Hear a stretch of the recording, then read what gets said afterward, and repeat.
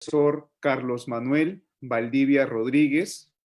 El doctor es profesor de posgrado en Derecho Civil, juez especializado civil titular de carrera en la Corte Superior de Justicia de Ayacucho, Perú, maestro en Derecho Constitucional y abogado por la Universidad Nacional Federico Villarreal. Tiene una maestría en Derecho Procesal por la Universidad Nacional de Rosario, Argentina, maestría en Derecho Civil y Comercial y doctorado en la Universidad Nacional Mayor de San Marcos, conferencista a nivel nacional y autor de diversos artículos en revistas especializadas. El profesor Carlos Manuel Valdivia Rodríguez nos va a explicar el tema titulado Reflexiones sobre el daño moral, su probanza y falta de predictibilidad judicial. Sin más, cedo la palabra al profesor Carlos Manuel Valdivia. Muchas gracias por la presentación, muchas gracias a todos los que nos siguen el día de hoy y quiero agradecer al Instituto de Investigación Iberoamericano OPEX Juris y asimismo a la Universidad OPAO por la oportunidad que me brinda. En este sentido, voy a complementar un poco lo que estaba refiriendo el doctor Agurto, quien nos habló sobre el daño al proyecto de vida, pero yo me voy a ir un poco al tema relativo al daño moral. El daño moral que lo encontramos comprendido en cualquier demanda de responsabilidad civil, pero que va, sin embargo, a buscar resarcir aquellos aspectos no patrimoniales. Y comencemos con un caso que conocí, en el cual una joven profesional, en su primer día de trabajo, es despedida. ¿Por qué? Porque esta empresa llega a detectar de que se encontraba reportada al Infocor. Y como consecuencia, había violado las normas en torno a las cuales ella accedió al concurso, pero todo eso se genera de una información errónea que remitió una tienda por departamentos, la cual la reportó al Infocor como deudora y el no pago de su tarjeta de crédito. Y ahí podemos ver un aspecto el cual nos lleva a evaluar, en este caso, que en sede judicial no existe un criterio acorde, un criterio predictible en cuanto al daño moral. Y eso también nos lleva a evaluar lo que es la responsabilidad civil. La responsabilidad civil, en este caso, que lo entenderíamos como el ensamble de reglas legales jurisprudenciales que tiene objeto sustituir una atribución material de un daño, una atribución de orden jurídico, respondiendo a la legítima esperanza de las víctimas, en este caso que buscan ser resarcidas. Y tenemos que entender en cuenta que conforme a esa concepción referida por Marcelo López, argentino, se traduciría en el deber de reparar y resarcir los perjuicios causados a cada una de las víctimas. Y esto nos lleva a buscar una reparación que puede ser in natura, volviendo las cosas al estado anterior al evento dañoso, o lo más parecido posible a él, de no ser factible ello, o así preferirlo, el damnificado, mediante una asignación económica para esto. En tal sentido, tenemos que construir, las diapositivas van a quedar para los interesados, los que están inscritos en esta conferencia.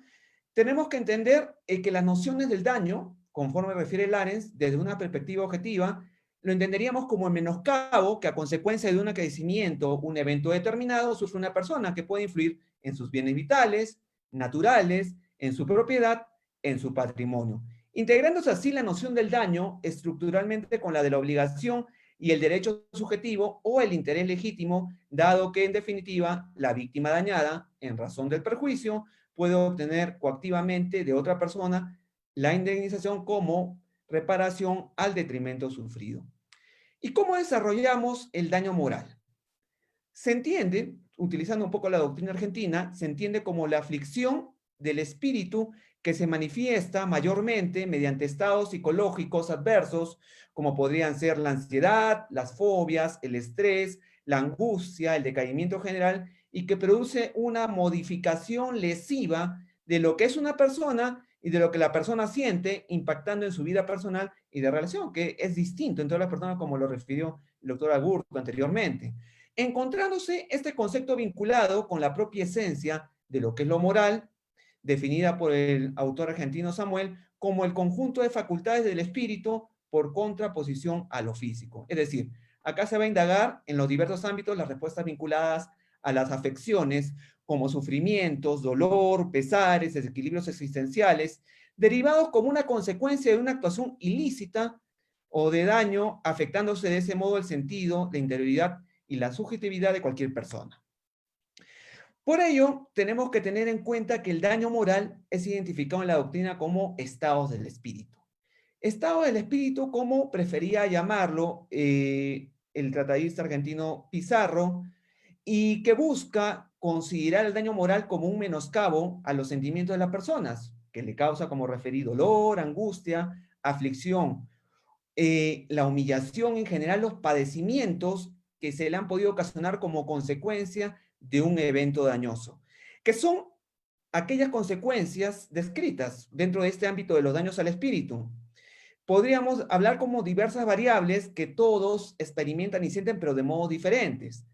constituyéndose de una modificación disvaliosa del espíritu, que implica lo que una persona siente, lo que una persona quiere, y como consecuencia de una lesión a un interés no patrimonial que habrá de traducirse de un modo de estar diferente de aquel en el que se hallaba antes del hecho dañoso, y como consecuencia de ello va a afectarle anímicamente. Por otro lado, ¿quiénes son los legitimados para efectuar una petición de daño moral? Partamos de lo siguiente, ¿no? Por mortis causa se entiende que sus sucesores podrían ser beneficiados con ello, y por otro lado podría ser por actos inter vivos, que implica una sustitución de la víctima mediante un acuerdo entre las partes.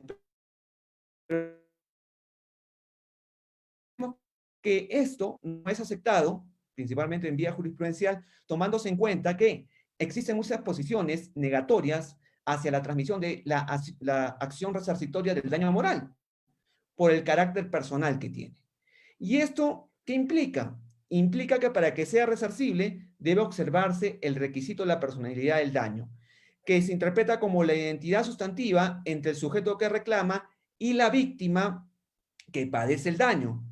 En este sentido, queda para las personas, que no es el daño directo, aquel elemento que es el daño reflejo, que ese daño que se me ha causado a mí va a repercutir y va a reflejar a mis familiares, a las personas, por ese sentimiento que les puede causar, por ejemplo, una muerte de un ser querido, entre otros aspectos, y para eso está el daño indirecto o el daño reflejo.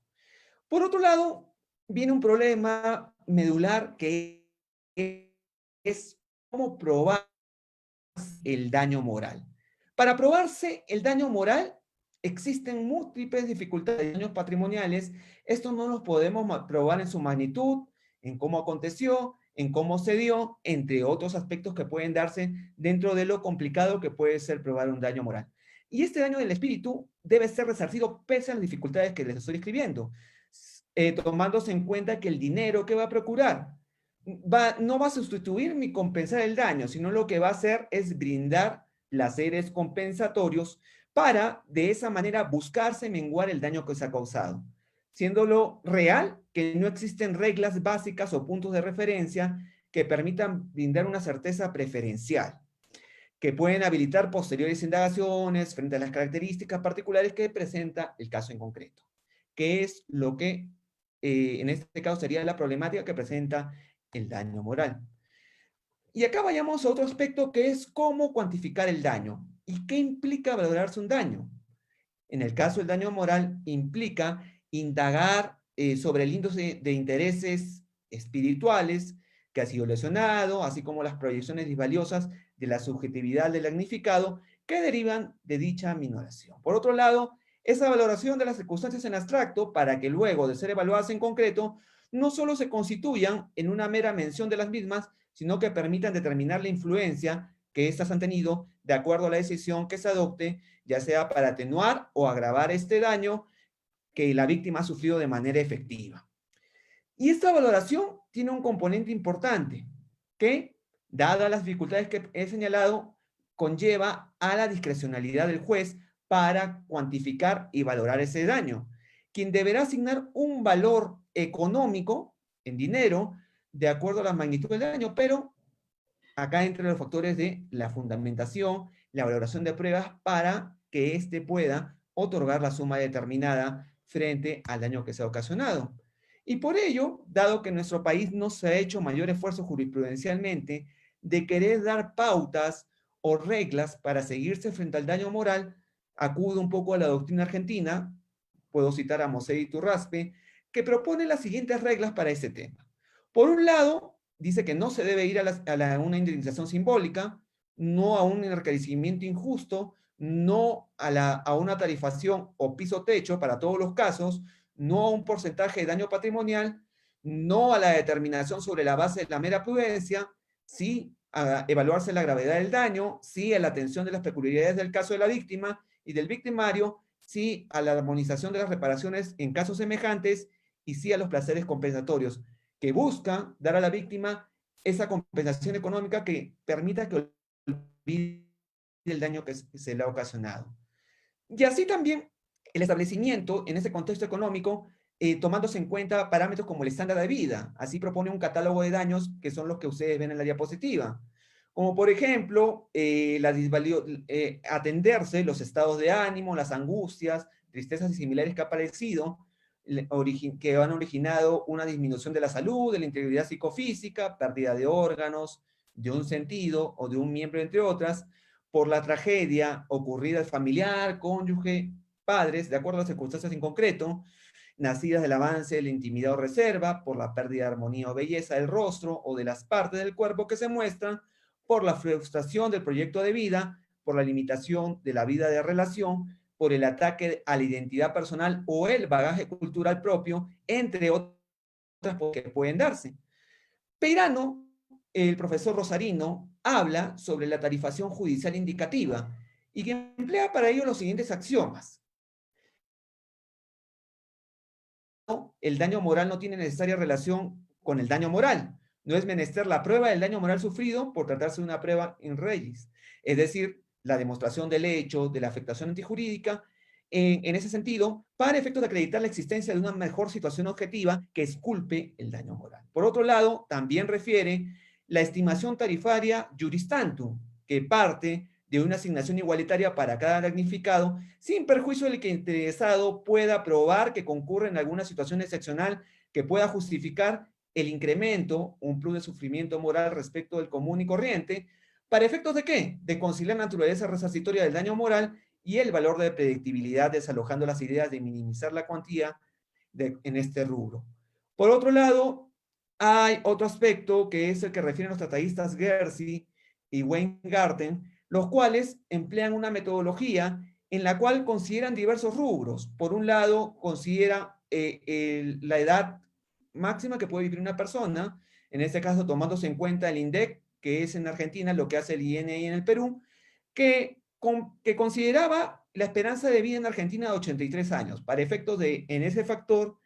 y considerando asimismo un salario, entre otros aspectos, puedan asignar un monto para cuantificarse este daño moral. Y asimismo destinan un monto para el turismo vacacional, tomándose en cuenta que esto procura la satisfacción en la reparación del daño, que sirve para distender los problemas y angustias que se han ocasionado con ello. Por otro lado, como lo refirió el doctor Agurto, uno de los tribunales en Argentina que avanzó fue el Tribunal Superior Argentino de Córdoba, que planteó la necesidad de fundar la lógica y excluir la posibilidad, en este caso, de que no existe una predictibilidad a través del caso Marshall, estableciendo la necesidad de individualizar el daño, ponderando todas las circunstancias del caso, de naturaleza subjetiva y objetiva, en aras de procurar encontrar parámetros objetivos que consideren de modo particular los valores indemnizatorios condenados a pagar por otros tribunales en casos próximos o similares. Y para ello, como refirió, se estableció un estudio de todos los casos que se han venido dando anualmente para establecer estos conceptos. Y aplicándose cálculos matemáticos, como la fórmula que vamos a ver a continuación, que permite, por factor de tiempo no voy a entrar tanto en detalle, pero se considera el ingreso mensual de la víctima, el establecimiento de la ganancia actual con un interés del 6% anual, la determinación del pobre término de la vida útil del causante o el lapso por los beneficiarios que pueden recibir ayuda, y por otro lado el establecimiento de la reparación teórica que se debe amortizar en el periodo calculado, como vemos en la fórmula. Goggi, que también propuso un baremo, también en Argentina, para los aspectos laborales, pero acá hay una diferenciación, de que no era mayormente empleado porque lo utilizaba para los medios alternativos de resolución de conflictos, porque las asignaciones económicas que se hacían eran muy bajas y las personas preferían acudir, en este caso, al Poder Judicial para que les establezcan indemnizaciones más altas. Bien, con esto voy cerrando. Podemos ver esa casación y que es la 4045-2016 Lima, la cual nos lleva a efectos de explicar lo que es el daño moral, nos señala conceptos, pero miremos la parte resaltada, que habla de la casación número 949-95, que refiere que el daño moral no patrimonial inferido a derechos de la personalidad o valores que pertenecen más al campo de la actividad que el económico. Se emplea para esta doctrina una casación del año 95. No se ha hecho mayor esfuerzo por parte de la Corte Suprema de a la fecha expedirse pronunciamientos. Si quieren, en Argentina les he mostrado algunas formas de hacer más predictible y saber qué criterios en la motivación se están empleando para efectos de cuantificar y asignar un monto al daño moral. Por ello resulta importante la motivación en los escritos en cuanto a cada uno de los daños morales en los aspectos a los cuales se dirige para efectos de que el juez opte por esos aspectos y los pueda contener en la sentencia, pero debería haber un esfuerzo jurisprudencial por dar algunos parámetros como la máxima instancia vincula a las inferiores para resolverse este problema. Les agradezco su atención, les agradezco por la invitación, muchas gracias y quedo a las preguntas que me quieran realizar. Bien, doctor Carlos, muchísimas gracias por su intervención. Y a propósito de ello, tenemos una consulta, o en todo caso duda, por parte de José Villalta Ortiz, la cual nos dice cuál es la relación del proyecto de vida con el derecho de responsabilidad civil. Bueno, como lo explicó el doctor Carlos Agurto, el proyecto de vida es un tipo de daño que se da en la esfera extrapatrimonial, como él lo refirió. Y vamos un poco a la teoría del maestro Fernández Cesarego, el cual asigna un proyecto de vida a la persona frente a un daño que le trunca ese proyecto de vida. Pero yo recordando un poco, ya lo explicó con extensión el doctor Agurto, conlleva a que ese proyecto de vida se pueda evidenciar lo que pasó anteriormente y se pueda evidenciar la magnitud de la afectación que se da hacia el futuro. O sea, tiene que ser un proyecto de vida importante para efectos de que pueda ser considerado en el proyecto de vida. Ahora, finalmente, esta pregunta me lleva a relacionar. Muchas veces en el ámbito judicial, los jueces no optan o no prefieren tanto cuantificar el daño al proyecto de vida, sino buscan relacionarlo para su cuantificación, hablar del proyecto de vida, pero relacionarlo dentro del daño moral o el daño a la persona, cuando es una categoría independiente y dependerá, como sabemos, no se encuentra contemplado normativamente, pero es aceptado jurisprudencialmente y dependerá del juez, en este caso, si quiere aceptar esa posición o no. Eso es lo que le podría referir en relación a la pregunta que nos han formulado. Bien, muchísimas gracias, doctor Carlos. Igual le agradecería bastante que nos facilite las diapositivas, aunque creo que ya lo tenemos registrado en nuestra base de datos. Igual se le va a estar facilitando a los amigos que nos están siguiendo por la plataforma de Apex Juris. Muchísimas gracias, doctor Carlos. Espero contar con su persona en otra oportunidad. Buenas tardes. Gracias. Bien, ahora